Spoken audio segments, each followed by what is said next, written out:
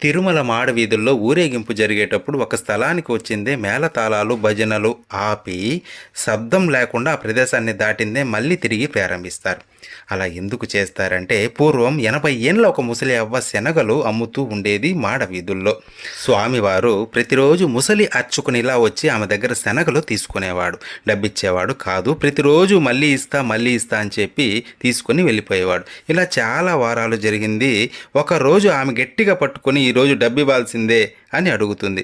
ఇప్పుడే తెచ్చిస్తా అని చెప్పి స్వామివారు ఆలయంలోకి పరిగెత్తుకుంటూ వెళ్ళిపోతారు. స్వామికి ఆమెంటే ఎంతో అభిమానం, తనకు ముక్తిని ప్రసాదించాలనుకుంటారు. అందుకే ఆమె పూర్వజన్మల పాపాలను శనగల రూపంలో గ్రహిస్తారు.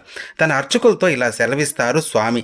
ఊరేగింపు జరిగేటప్పుడు ఆమె ఇంటి వద్దకు వచ్చింది, అందరూ నిశ్శబ్దాన్ని పాటించండి, లేకపోతే ఆమె బయటకు వచ్చి నన్ను పట్టుకుంటుంది అని చెప్పేవాళ్ళంట. కొద్ది రోజులకు ఆమె ముక్తిని పొందింది. కానీ నిశ్శబ్దం పాటించే సంప్రదాయం అప్పుడు పాటించేవాళ్ళు, ఇప్పుడు పాటించే